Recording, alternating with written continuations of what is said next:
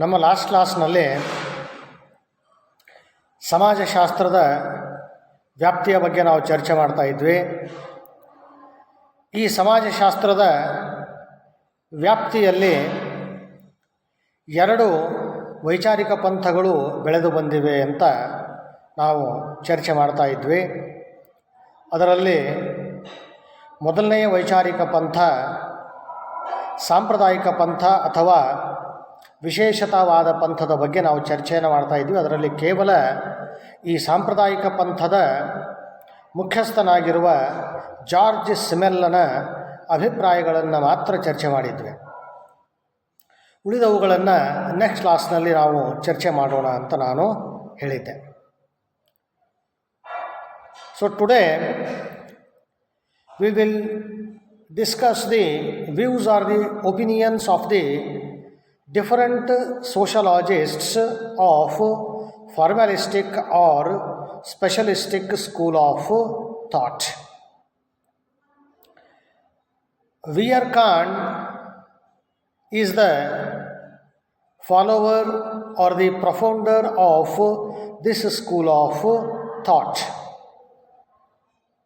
It means that he also is of the opinion that sociology is confined itself to the study of a few elements. Vierkant says that the main purpose of the discipline of sociology is to make the study of psychic or the mental processes which link men to one another in society. So he said that the main motto or the main purpose of the discipline of sociology is to make the study of the mental or the psychic processes which link men to one another in society. George Simmel says that sociology confines itself to the study of forms of social relationships. This opinion also similar to that of the George Simmel. Similar in the view that it also confines itself to the study of relationships. That's why I said the similar opinion has been given by these both sociologists, George Simmel as well as Vierkant. Mental processes or the psychic processes. I would like to give one example. All of you have taken the admission in our NV Degree College for the BA first year, and now you are studying in the BA first semester. Unfortunately, offline classes have not yet been started, only online classes are there. Just think that, just imagine from 17th November, offline classes will be started. If all of you come to the college on the 17th November, and if you are sitting in BA first semester classroom, you have taken the admission to this college, but all of you have studied PUC in different colleges. One or two students may be having friendship along with you. Most of the classmates are not known to you. In due course of time, you prepare yourself mentally to interact with particular students on the basis of their approach, their behavior, their intelligence. So, in due course of maybe 15 days or in a period of 1 month, you start interacting with some of your classmates. Before interacting with those classmates, you observe those students and you develop your own psychic feelings. You prepare yourself mentally to interact with that particular student or particular students. So first you prepare yourself mentally, then interact with them, and as a result of continuous interaction, you will establish a relationship of friends. In this way, Vivekananda says that in society where the individuals are leading their life in different institutions and different groups, different systems are there. And in these different institutions, groups and systems, individuals are leading their life. In their routine life, they interact with so many people. Vivekananda says that before interacting with any individual or any persons, the particular individual will prepare himself mentally first. Then only he will interact. In all, he is of the opinion that it is the psychic processes or it is the mental processes which are responsible for establishing social relationships among the members of the society. And the study of these psychic processes or the mental processes are come under the scope of the sociology or come under the area of study of sociology according to Vivekananda. ವಿಯರ್ಕಾಂಡ್ ಅನ್ನೋ ಒಬ್ಬ ಸಮಾಜಶಾಸ್ತ್ರಜ್ಞನ ಪ್ರಕಾರ ಸಮಾಜಶಾಸ್ತ್ರ ಕೇವಲ ಕೆಲವು ಅಂಶಗಳ ಅಧ್ಯಯನ ಮಾಡ್ತದೆ ಅಂತ ಹೇಳಿದ್ದಾನೆ ಆತನ ಪ್ರಕಾರ ಸಮಾಜದಲ್ಲಿ ಸಮಾಜದ ಸದಸ್ಯರನ್ನು ಒಬ್ಬರನ್ನು ಮತ್ತೊಬ್ಬರ ಜೊತೆಗೆ ಜೋಡಿಸೋದರ ಸಲುವಾಗಿ ಏನು ಸಾಮಾಜಿಕ ಸಂಬಂಧಗಳು ಏರ್ಪಡ್ತಾವೋ ಆ ಸಾಮಾಜಿಕ ಸಂಬಂಧಗಳು ಏರ್ಪಡೋದರ ಸಲುವಾಗಿ ಬೇಕಾಗಿರುವಂತಹ ಮಾನಸಿಕ ಪ್ರಕ್ರಿಯೆಗಳ ಅಧ್ಯಯನ ಮಾಡೋದೇ ಸಮಾಜಶಾಸ್ತ್ರದ ಉದ್ದೇಶ ಅಂತ ಹೇಳಿದಾನೆ. ಇನ್ನೊಂದು ಅರ್ಥದಲ್ಲಿ ಇದನ್ನೇ ನಾವು ಹೇಳಬೇಕು ಅಂತಂದರೆ ಸಮಾಜಶಾಸ್ತ್ರದ ಅಧ್ಯಯನ ಕ್ಷೇತ್ರ ವಿಯರ್ಕಾಂಡನ ಪ್ರಕಾರ ಮಾನಸಿಕ ಪ್ರಕ್ರಿಯೆಗಳ ಮೂಲಕವಾಗಿ ಸಮಾಜದಲ್ಲಿರುವಂತಹ ಜನರ ಮಧ್ಯೆ ಅಂತಃಕ್ರಿಯೆ ಉಂಟಾಗಿ ಆ ಅಂತಃಕ್ರಿಯೆಯಿಂದ ಸಂಬಂಧಗಳು ಏನು ಏರ್ಪಡ್ತಾವೋ ಅವುಗಳ ಅಧ್ಯಯನ ಮಾಡೋದೇ ಸಮಾಜಶಾಸ್ತ್ರದ ವ್ಯಾಪ್ತಿಯ ಒಳಗಡೆ ಬರುವಂತಹ ವಿಷಯ ಅಂತ ಹೇಳಿದ್ದಾನೆ. ಜಾರ್ಜ್ ಸಿಮೆಲ್ ಕೂಡ ಸಾಮಾಜಿಕ ಸಂಬಂಧಗಳ ಬಗ್ಗೆ ಹೇಳಿದ. ವಿಯರ್ಕಾಂಡ್ ಕೂಡ ಸಂಬಂಧಗಳು ಏರ್ಪಡಬೇಕಾದರೆ ಏನು ಮುಖ್ಯ? ಮಾನಸಿಕ ಪ್ರಕ್ರಿಯೆಗಳು ಮುಖ್ಯ. ಆ ಮಾನಸಿಕ ಪ್ರಕ್ರಿಯೆಗಳ ಬಗ್ಗೆ ಅಧ್ಯಯನ ಮಾಡೋದೇ ಸಮಾಜಶಾಸ್ತ್ರದ ವ್ಯಾಪ್ತಿಯ ಅಡಿಯಲ್ಲಿ ಬರುವಂತಹದ್ದು ಅಂತ ಹೇಳಿದ್ದಾನೆ. ಈ ಮಾನಸಿಕ ಪ್ರಕ್ರಿಯೆಗಳು ಅಂತಂದಾಗ ಇದೀಗ ನಾನು ಇಂಗ್ಲೀಷ್ನಲ್ಲಿ ಹೇಳ್ತಾ ಇರೋ ಸಂದರ್ಭದಲ್ಲಿ ಕೊಟ್ಟಿರುವಂತಹ ಒಂದು ಉದಾಹರಣೆಯನ್ನೇ ಕನ್ನಡದಲ್ಲಿ ನಾನು ಹೇಳಿದರೆ, ನೀವೆಲ್ಲರೂ ಕೂಡ ಬೇರೆ ಬೇರೆ ಕಾಲೇಜುಗಳಲ್ಲಿ ಅಧ್ಯಯನ ಮಾಡಿದ್ದೀರಾ. PUC ಲೆವೆಲ್ದಲ್ಲಿ ಬೇರೆ ಬೇರೆ ಕಾಲೇಜುಗಳಲ್ಲಿ PUCಯಲ್ಲಿ ಅಧ್ಯಯನ ಮಾಡಿ ನಮ್ಮ ನೂತನ ವಿದ್ಯಾಲಯ ಪದವಿ ಮಹಾವಿದ್ಯಾಲಯದಲ್ಲಿ ಪ್ರವೇಶವನ್ನು ಪಡೆದುಕೊಂಡು BA ಫಸ್ಟ್ ಸೆಮೆಸ್ಟರ್ದಲ್ಲಿ ನೀವು ಅಧ್ಯಯನವನ್ನು ಮಾಡ್ತಾ ಇದ್ದೀರಾ. ಈಗ ಆಫ್ಲೈನ್ ಕ್ಲಾಸಸ್ಗಳು ಶುರು ಆಗಿಲ್ಲ, ಆನ್ಲೈನ್ ಕ್ಲಾಸಸ್ಗಳೇ ನಡೀತಾ ಇವೆ. ಒಂದು ವೇಳೆ 17ನೇ ನವೆಂಬರಕ್ಕೆ ಸರ್ಕಾರ ಅಂದುಕೊಂಡ ಹಾಗೆ ಆಫ್ಲೈನ್ ಕ್ಲಾಸಸ್ಗಳು ಆರಂಭ ಆದವು ಅಂತ ಇಟ್ಟುಕೊಳ್ಳೋಣ. ಆಗ ಕ್ಲಾಸ್ ರೂಮ್ದಲ್ಲಿ ಇರುವಂತಹ ಎಲ್ಲ ವಿದ್ಯಾರ್ಥಿನಿಯರು ನಿಮಗೆ ಪರಿಚಯ ಇರೋದಿಲ್ಲ, ಎಲ್ಲರ ಜೊತೆಗೂ ಕೂಡ ನೀವು ಮಾತಾಡಿಸೋದಿಲ್ಲ. ಒಂದು ವಾರ, 15 ದಿವಸ, ಒಂದು ತಿಂಗಳು ಬೇರೆ ಬೇರೆ ಬೇರೆ ಬೇರೆ ಕಾಲೇಜಿನಿಂದ ಬಂದಿರತಕ್ಕಂಥ ವಿದ್ಯಾರ್ಥಿಗಳ ಜೊತೆಗೆ ನಿಮ್ಮ ಅಂತಃಕ್ರಿಯೆ ನಡೀತಾ ಇರೋಂಗಿಲ್ಲ. ನಿಮಗೆ ಮೊದಲೇ ಪರಿಚಯ ಇರೋ ವಿದ್ಯಾರ್ಥಿಗಳು ನಿಮ್ಮ ಕಾಲೇಜಿನಲ್ಲಿಯೇ ಅಧ್ಯಯನ ಮಾಡಿ ಇಲ್ಲಿ ಪ್ರವೇಶ ಪಡೆದುಕೊಂಡಿರೋ ವಿದ್ಯಾರ್ಥಿನಿಯರ ಜೊತೆಗೆ ನೀವು ಅಂತಃಕ್ರಿಯೆಯಲ್ಲಿ ತೊಡಗುತ್ತಾನೆ ಬೇರೆ ಬೇರೆ ಕಾಲೇಜುಗಳಿಂದ ಬಂದಿರುವಂಥ ವಿದ್ಯಾರ್ಥಿನಿಯರ ಸ್ವಭಾವ ಹೇಗಿದೆ, ಅವರ ಮಾನಸಿಕತೆ ಹೇಗಿದೆ, ಅವರು ವರ್ತಿಸುವಂತಹ ರೀತಿ ಹೇಗಿದೆ, ಅವರ ಬುದ್ಧಿವಂತಿಕೆ ಏನು, ಅವರು ಬೇರೆ ಬೇರೆ ವಿಷಯಗಳಲ್ಲಿ ಪಡೆದುಕೊಂಡಿರುವ PUCಯಲ್ಲಿ ಪಡೆದುಕೊಂಡಿರುವ ಅಂಕಗಳು ಎಷ್ಟು, ಹೀಗೆ ಅನೇಕ ವಿಷಯಗಳನ್ನು ಪರಿಗಣನೆ ತೆಗೆದುಕೊಂಡು ವಿಚಾರ ಮಾಡಿ ಎಷ್ಟು ಜನರ ಅಬ್ಸರ್ವೇಷನನ್ನು, ಎಷ್ಟು ಜನರ ಅವಲೋಕನೆಯನ್ನು ನೀವು ಮಾಡ್ತಾ ಇರ್ತೀರೋ ಅಷ್ಟೂ ವಿದ್ಯಾರ್ಥಿನಿಯರ ಜೊತೆಗೆ ನೀವು ಅಂತಃಕ್ರಿಯೆಯಲ್ಲಿ ತೊಡಗೋದಿಲ್ಲ, ಇಂಟರಾಕ್ಷನ್ ಮಾಡೋದಿಲ್ಲ. ಕೆಲವು ನಿಮ್ಮಷ್ಟಕ್ಕೆ ನೀವು ಮಾನಸಿಕವಾಗಿ ಮೊದಲು ತಯಾರು ಮಾಡಿಕೊಳ್ತೀರಾ, ಇಂಥವ್ರ ಜೊತೆಗೆ ನಾನು ಅಂತಃಕ್ರಿಯೆಯಲ್ಲಿ ತೊಡಗಬೇಕು ಅಂತ, ಇಂಥವ್ರ ಜೊತೆಗೆ ನಾನು ಮಾತಾಡ್ಲಿಕ್ಕೆ ಶುರು ಮಾಡಬೇಕು ಅಂತ. ಆಗ ಶುರು ಆಗ್ತದೆ, ಮಾತಾಡಿಸ್ತೀರಾ. ಕಂಟಿನ್ಯೂವಸ್ ಆಗಿ ಅಂತಃಕ್ರಿಯೆಯಲ್ಲಿ ತೊಡಗ್ತಾ ಇರೋದರಿಂದ ಸತತವಾದ ಅಂತಃಕ್ರಿಯೆಯಿಂದ ಸಂಬಂಧಗಳು ಏರ್ಪಡ್ತಾವೆ.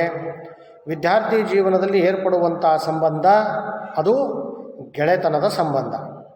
ಸೊ ವಿಯರ್ಕಾಂಡ್ ಹೇಳ್ತಾನೆ, ಸಂಬಂಧಗಳು ಏರ್ಪಡಬೇಕು ಅಂತಂದರೆ ಮಾನಸಿಕ ಪ್ರಕ್ರಿಯೆಗಳು ಬಹಳಷ್ಟು ಪ್ರಮುಖ ಅಂತ. ಈ ಮಾನಸಿಕ ಪ್ರಕ್ರಿಯೆಗಳು ವ್ಯಕ್ತಿ ತನ್ನನ್ನು ತಾನು ಮಾನಸಿಕವಾಗಿ ಮೊದಲು ತಯಾರು ಮಾಡಿಕೊಂಡಾಗ ಮಾತ್ರ ಬೇರೆಯವರ ಜೊತೆಗೆ ಆತ ಸಂಬಂಧಗಳನ್ನು ಪಡೆದುಕೊಳ್ಳೋದಕ್ಕೆ ಸಾಧ್ಯ ಆಗ್ತದೆ. ಹೀಗಾಗಿ ಪ್ರತಿಯೊಬ್ಬ ವ್ಯಕ್ತಿಯೂ ಕೂಡ ಸಮಾಜದಲ್ಲಿ ಬೇರೆ ಬೇರೆ ಸಂಘಗಳು, ಸಮೂಹಗಳು, ಸಂಸ್ಥೆಗಳು, ವ್ಯವಸ್ಥೆಗಳು, ಬೇರೆ ಬೇರೆ ಕ್ಷೇತ್ರಗಳು, ಅವುಗಳಲ್ಲೇನು ಜೀವನ ನಡೆಸ್ತಾ ಇದ್ದಾನೋ ಆ ಎಲ್ಲ ಕ್ಷೇತ್ರಗಳಲ್ಲಿ ಜೀವನ ನಡೆಸುವಂತಹ ವ್ಯಕ್ತಿಗಳು ತಾವು ಅಂತಃಕ್ರಿಯೆಯಲ್ಲಿ ತೊಡಗಬೇಕಾದರೆ, ತಾವು ಬೇರೆಯವರ ಜೊತೆಗೆ ಸಂಬಂಧಗಳನ್ನು ಪಡೆದುಕೊಳ್ಳಬೇಕಾದರೆ ಮೊಟ್ಟ ಮೊದಲು ತಾವು ತಮ್ಮನ್ನು ತಾವು ಮಾನಸಿಕವಾಗಿ ತಯಾರು ಮಾಡಿಕೊಳ್ಳಬೇಕಾಗತ್ತೆ. ಆದಾಗ ಮಾತ್ರ ಅಂತಃಕ್ರಿಯೆ ಶುರು ಆಗ್ತದೆ. ಆ ಅಂತಃಕ್ರಿಯೆಯ ಪರಿಣಾಮವಾಗಿ ಅಂತರ್ಸಂಬಂಧಗಳು ಉಂಟಾಗ್ತವೆ ಅಂತ ವಿಯರ್ಕಾಂಡ್ ಹೇಳಿದ್ದಾನೆ. ಸೊ ಈ ವಿಷಯಗಳ ಅಧ್ಯಯನ ಮಾಡುವುದೇ ಸಮಾಜಶಾಸ್ತ್ರದ ಅಧ್ಯಯನ ಕ್ಷೇತ್ರ ಅಂತ ವಿಯರ್ಕಾಂಡ್ ತನ್ನ ಅಭಿಪ್ರಾಯವನ್ನು ವ್ಯಕ್ತ ಮಾಡಿದ್ದಾನೆ. Another sociologist who is considered as one of the founding fathers of sociology, that is Max Weber. He also belongs to the formalistic or specialistic school of thought.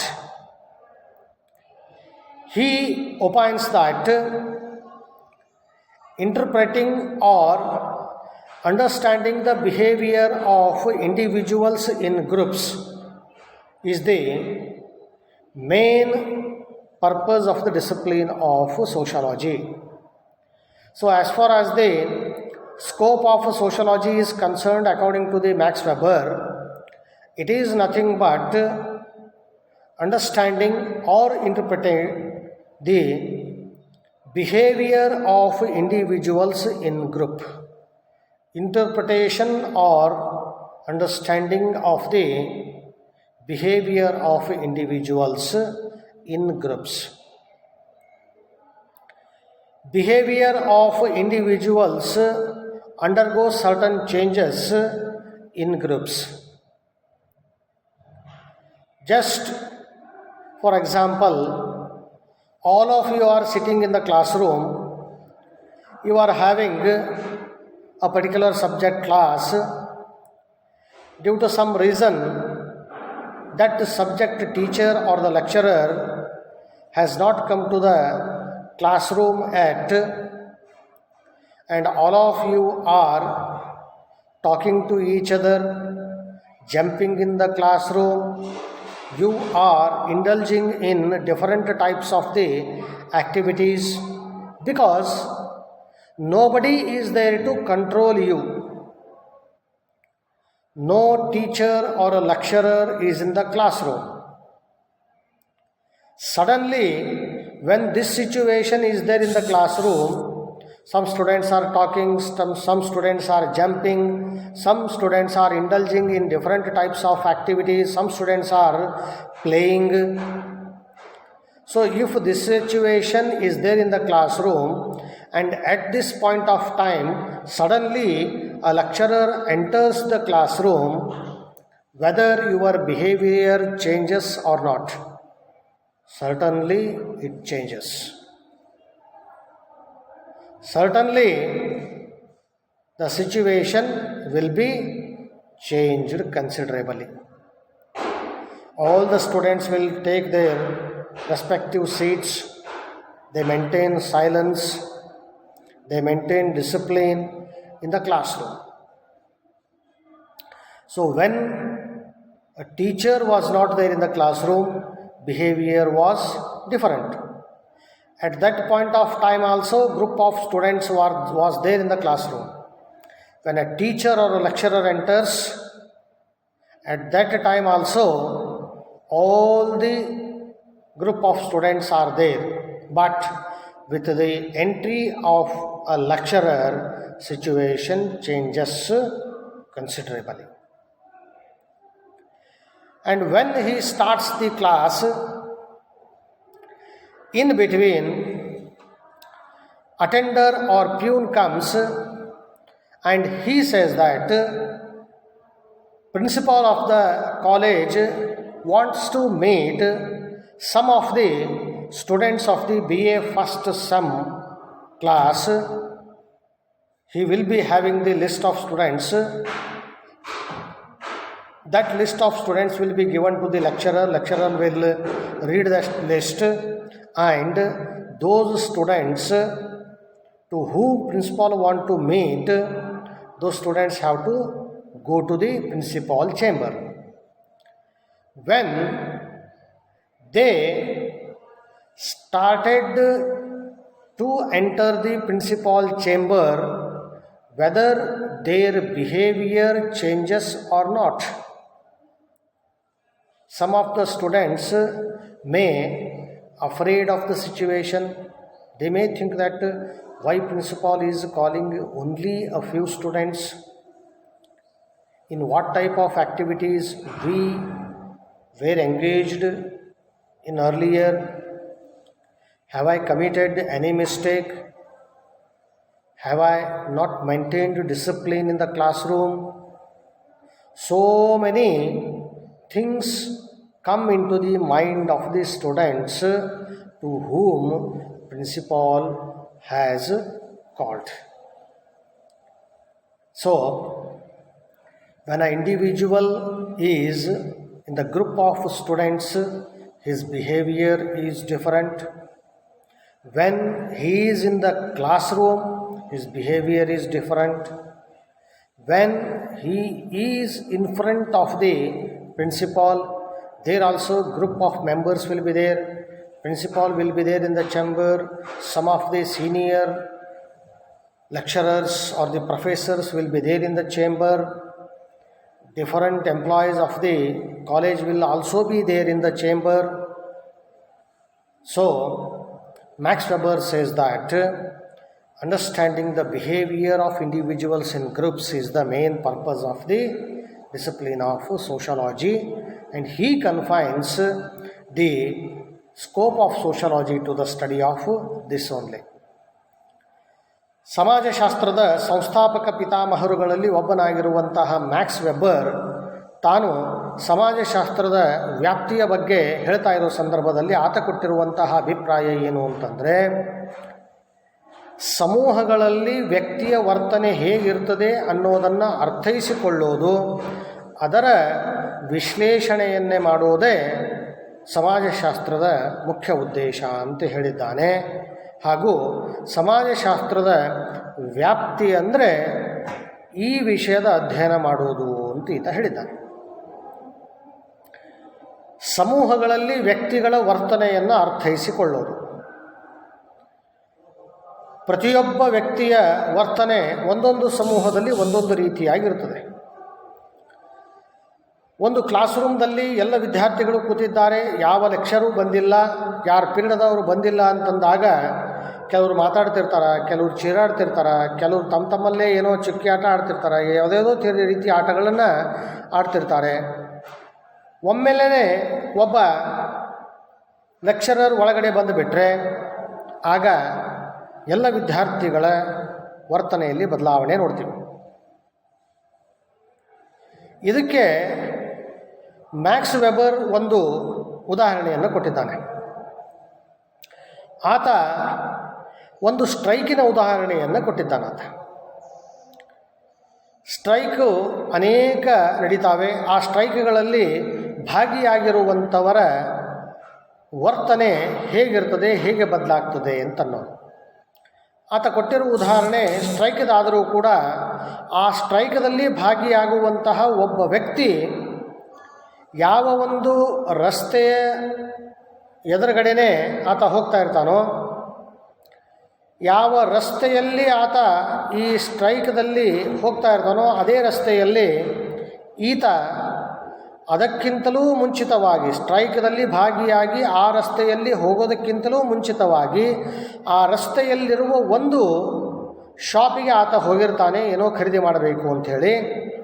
ಆದರೆ ಶಾಪ್ ಓನರ್ ಜೊತೆಗೆ ಜಗಳ ಆಗಿಬಿಟ್ಟಿರ್ತದೆ. ಜಗಳ ಆದಾಗ ಈತನ ಮನಸ್ಸಿನಲ್ಲಿ ಯಾವ ತರಹದ ಭಾವನೆಗಳಿರ್ತಾವೆ ಅಂತಂದರೆ, ತಪ್ಪು ನಂದಿಲ್ಲ, ನಾನು ತಪ್ಪು ಮಾಡಿಲ್ಲ, ಆದರೂ ಕೂಡ ಶಾಪ್ ಓನರು ಏನೋ ವಿಷಯಗಳನ್ನು ತೆಗೆದುಕೊಂಡು ನನ್ನ ಜೊತೆ ಜಗಳಾಡಿದ್ದಾನೆ ಅಂತ ಇರ್ತದೆ. ಹಾಗಿದ್ದಾಗ ಯಾವ ವ್ಯಕ್ತಿ ತಾನು ತಪ್ಪು ಮಾಡಿಲ್ಲ ಅನ್ನೋ ಮನೋಭಾವನೆ ಇರ್ತದೋ ಆ ವ್ಯಕ್ತಿಗೆ ಸಿಟ್ಟು ಭಾಳ ಇರ್ತದೆ. ತಪ್ಪು ಮಾಡದೇ ಇದ್ದರೂ ಕೂಡ ನನಗೆ ಬೈದಿದ್ದಾನೆ, ತಪ್ಪು ಮಾಡದೇ ಇದ್ದರೂ ಕೂಡ ನನ್ನ ಜೊತೆಗೆ ಈ ಶಾಪ್ ಓನರ್ ಜಗಳಾಡಿದ್ದಾನೆ ಅಂತನ್ನೋ ಸಿಟ್ಟು ಶಾಪ್ ಓನರ್ ಬಗೆಗೆ ಆತನಿಗೆ ಖಂಡಿತವಾಗಿಯೂ ಇರ್ತದೆ. ಸೊ ಮ್ಯಾಕ್ಸ್ ವೆಬರ್ ಏನು ಹೇಳ್ತಾನೆ, ಈ ತರಹದ ಒಬ್ಬ ವ್ಯಕ್ತಿ ಯಾವ ಒಬ್ಬ ಶಾಪ್ ಓನರ್ ಜೊತೆಗೆ ಜಗಳಾಡಿದ್ದಾನೋ, ಯಾವ ಜಗಳದಲ್ಲಿ ಈತನ ತಪ್ಪು ಇಲ್ಲ ಅನ್ನೋ ಪರಿಕಲ್ಪನೆ ಈತನಿಗಿದೆಯೋ ಅಂತಹದ್ದೇ ಶಾಪಿನ ಎದುರುಗಡೆ ಒಂದು ಸ್ಟ್ರೈಕ್ದಲ್ಲಿ ಹೋಗ್ತಾ ಇರುವ ಸಂದರ್ಭದಲ್ಲಿ ಈತನ ಬಿಹೇವಿಯರ್ ಹೇಗಿರ್ತದೆ, ಈತನ ವರ್ತನೆ ಹೇಗಿರ್ತದೆ ಅನ್ನೋದನ್ನು ಅರ್ಥೈಸಿಕೊಳ್ಳೋದಕ್ಕೆ ಸಾಧ್ಯ ಇದೆ ಅಂತ ಆತ ಹೇಳಿದ್ದಾನೆ. ನಾನೀಗ ಹೇಳಿದ್ದು ನಿಮಗೆಲ್ರಿಗೂ ಸಹಿತ ತಿಳಿತಾ ಇದೆ ಆತ ಏನು ಮಾಡ್ತಾನೆ ಅಂತನ್ನೋದು. ಆ ವ್ಯಕ್ತಿ ಏನು ಮಾಡ್ತಾನೆ, ಸಿಂಪ್ಲಿ ಒಂದು ಕಲ್ಲು ತೊಗೊಳ್ತಾನೆ, ತಗೊಂಡು ಆ ಶಾಪದ ಮೇಲೆ ಕಲ್ಲು ಎಸೆದು ಬಿಡ್ತಾನೆ. ಒಂದು ವೇಳೆ ಗ್ಲಾಸ್ ಇತ್ತು ಅಂತಂದರೆ ಗ್ಲಾಸ್ ಟೊಳ್ಳು ಅಂತೂ ಒಡೆದು ಹೋಗಿಬಿಡ್ತದೆ. ಶಾಪ್ ಓನರಿಗೆ ಸ್ಟ್ರೈಕ್ದಲ್ಲಿ ಬಂದವರು ಯಾರು ನನ್ನ ಶಾಪದ ಮೇಲೆ ಕಲ್ಲು ಹೊಡೆದರು ಅಂತ ಆತನಿಗೆ ಗೊತ್ತಿಲ್ಲ. ಆದರೂ ಕೂಡ ನಂದು ತಪ್ಪಿರಲಾರ್ದೇ ಶಾಪ್ ಓನರ್ ನನಗೆ ಬೈದಿದ್ದ, ಅದಕ್ಕಾಗಿ ನಾನು ಅವನ ಶಾಪಿನ ಮೇಲೆ ಕಲ್ಲು ಹೊಡೆದೆ, ಗ್ಲಾಸ್ ಒಡೆದು ಹೋಗ್ಯದ, ಪುಡಿ ಪುಡಿ ಆಗಿ ಹೋಗ್ಯದ, ಅದಕ್ಕಾಗಿ ನನ್ನ ಸೇಡನ್ನು ನಾನು ತೀರಿಸಿಕೊಂಡೆ ಅನ್ನೋ ಸಂತೋಷ ಇವನಿಗಿರ್ತದೆ. ಒಬ್ಬನೇ ಹೋಗಿ ನನ್ನ ತಪ್ಪಿಲ್ಲಂದರೂ ಸಹಿತ ನನ್ನ ಜೊತೆ ನೀ ಜಗಾಡಿದಿ, ಅದಕ್ಕಾಗಿ ನಿನ್ನ ಶಾಪಿನ ಗ್ಲಾಸ್ಗಳನ್ನು ಹೊಡಿತೀನಿ ಅಂತ ಹೋಗಿರ್ತಾನೆ. ಹೋಗಿರಂಗಿಲ್ಲ. ಸಮೂಹದಲ್ಲಿದ್ದಾಗೇ ಮಾಡ್ತಾನೆ. ಯಾಕೆ? ಅವನಿಗೆ ಗೊತ್ತಾಗಿರಬಾರ್ದು ಇವಾನೇ ಮಾಡೀನಿ ಅನ್ನೋ ಒಂದು ಕನ್ಫರ್ಮೇಷನ್ ಇವನಿಗಿರ್ಬೇಕು. ನಾನು ಸೇಡು ತೀರಿಸಿಕೊಂಡೆ, ಆದರೆ ನಾನು ಸೇಡು ತೀರಿಸಿಕೊಂಡಿದ್ದು ನಾನೇ ಈ ಕುಕೃತ್ಯ ಮಾಡಿದ್ದು ಅನ್ನೋದು ಶಾಪ್ ಓನರಿಗೆ ಗೊತ್ತೂ ಆಗಲಿಲ್ಲ ಅಂತನ್ನೋದು. ಈ ತರಹ ನಾವೇನು ಕುಟುಂಬ, ಬ್ಯಾಂಕು, ಶಾಲೆ, ಕಾಲೇಜು, ವಿಶ್ವವಿದ್ಯಾಲಯ, ಸರ್ಕಾರಿ ಕಚೇರಿಗಳು, ಕೈಗಾರಿಕೆಗಳು, ಉದ್ದಿಮೆಗಳು, ಹೀಗಾಗಿ ಬೇರೆ ಬೇರೆ ಬೇರೆ ಬೇರೆ ಕ್ಷೇತ್ರಗಳಲ್ಲಿ, ಬೇರೆ ಬೇರೆ ಸಮೂಹಗಳಲ್ಲಿ, ಸಂಘಗಳಲ್ಲಿ, ಸಂಸ್ಥೆಗಳಲ್ಲಿ ನಾವೇನು ಸಮೂಹಗಳಲ್ಲಿ ಇದ್ದು ನಮ್ಮ ಕೆಲಸಗಳನ್ನು ಮಾಡ್ತಾ ಇರ್ತೀವೋ, ಹಾಗೆ ಅಂಥ ಸಮೂಹಗಳಲ್ಲಿದ್ದಾಗ ಆ ಸಮೂಹದಲ್ಲಿ ಸ್ಥಿತಿ ಏನಿರ್ತದೋ ಅದಕ್ಕೆ ಅನುಗುಣವಾಗಿ ನಮ್ಮ ವರ್ತನೆ ಇರ್ತದೆ ಅನ್ನೋದನ್ನು ಅರ್ಥೈಸಿಕೊಳ್ಳೋದು, ಆ ವರ್ತನೆಯ ವಿಶ್ಲೇಷಣೆಯನ್ನು ಮಾಡೋದು, ಯಾವ ತರಹದ ಸ್ಥಿತಿಯಲ್ಲಿ ಯಾವ ತರಹದ ವರ್ತನೆ ವ್ಯಕ್ತಿ ಮಾಡ್ತಾನೆ ಅಂತನ್ನೋದನ್ನು ವಿಶ್ಲೇಷಣೆ ಮಾಡೋದೇ ಸಮಾಜಶಾಸ್ತ್ರದ ಮೂಲ ಉದ್ದೇಶ ಅಂತ ಮ್ಯಾಕ್ಸ್ ವೆಬರ್ ಅನ್ನೋ ಒಬ್ಬ ಸಮಾಜಶಾಸ್ತ್ರಜ್ಞ ತನ್ನ ಅಭಿಪ್ರಾಯಗಳನ್ನು ಸಮಾಜಶಾಸ್ತ್ರದ ವ್ಯಾಪ್ತಿಯ ಬಗ್ಗೆ ಕೊಟ್ಟಿದ್ದಾನೆ. ಇದೇ ಪಂಥಕ್ಕೆ ಸೇರಿದ ಇನ್ನುಳಿದ ಸಮಾಜಶಾಸ್ತ್ರಜ್ಞರುಗಳ ಅಭಿಪ್ರಾಯಗಳನ್ನು ತೆಗೆದುಕೊಂಡರೆ ಸಾಮಾನ್ಯವಾಗಿ ಈ ಮೂರು ಸಮಾಜಶಾಸ್ತ್ರಜ್ಞರುಗಳು ಏನು ಅಭಿಪ್ರಾಯಗಳನ್ನು ಸಮಾಜಶಾಸ್ತ್ರದ ವ್ಯಾಪ್ತಿಯ ಬಗ್ಗೆ ಕೊಟ್ಟಿದ್ದಾರೋ ಅದೇ ತರಹದ ಅಭಿಪ್ರಾಯಗಳನ್ನು ಪಡೆದುಕೊಂಡಿದ್ದಾರೆ. ಅವರು ಯಾರು ಅಂತಂದರೆ ಸ್ಮಾಲು, ಒನ್ ವೈಸು, ಫರ್ಡಿನಾಂಡ್ ಈ ಮೂವರೂ ಕೂಡ ಮೊದಲು ಮೇಲೆ ಮೂವರೇನಿದ್ದಾರೋ ಜಾರ್ಜ್ ಸಿಮೆಲ್ಲು, ವಿಯರ್ಕಾಂಡು, ಮ್ಯಾಕ್ಸ್ ವೆಬ್ಬರು ಯಾವ ತರಹದ ಅಭಿಪ್ರಾಯವನ್ನು ಪಡೆದುಕೊಂಡಿದ್ದಾರೋ ಸಮಾಜಶಾಸ್ತ್ರ ಒಂದು ಶುದ್ಧ, ಒಂದು ಸ್ವತಂತ್ರ ವಿಜ್ಞಾನವಾಗಿ ಕೇವಲ ಸಾಮಾಜಿಕ ಸಂಬಂಧಗಳ ಸ್ವರೂಪ, ಕೆಲವು ವಿಷಯಗಳ ಅಧ್ಯಯನವನ್ನು ಮಾಡಿ ಇದು ಬಹಳಷ್ಟು ಕಡಿಮೆ ವ್ಯಾಪ್ತಿಯನ್ನು, ಬಹಳಷ್ಟು ಪರಿಮಿತವಾದ ವ್ಯಾಪ್ತಿಯನ್ನು ಪಡೆದುಕೊಂಡಿದೆ ಅನ್ನೋ ಅಭಿಪ್ರಾಯವನ್ನು ಏನು ಪಡೆದುಕೊಂಡಿದ್ದಾರೋ ಅದೇ ತರಹದ ಅಭಿಪ್ರಾಯವನ್ನು ಉಳಿದ ಈ ಮೂರು ಸಮಾಜಶಾಸ್ತ್ರಜ್ಞರುಗಳು ಕೂಡ ಈ ವೈಚಾರಿಕ ಪಂಥಕ್ಕೆ ಅಂದರೆ ವಿಶೇಷತಾವಾದ ಪಂಥಕ್ಕೆ ಸೇರಿದವರು ಅದೇ ತರಹದ ಅಭಿಪ್ರಾಯವನ್ನು ಹೊಂದಿ ಸಮಾಜಶಾಸ್ತ್ರದ ವ್ಯಾಪ್ತಿ ಪರಿಮಿತವಾಗಿದೆ ಅಂತ ಇವರು ಕೂಡ ಹೇಳಿದ್ದಾರೆ. ಇನ್ನು ಎರಡನೆಯ ಪಂಥ, the second school of thought, that is synthetic school of thought, we will discuss in the next period along with the criticism of the first school of thought, that is formalistic or specialistic school of thought.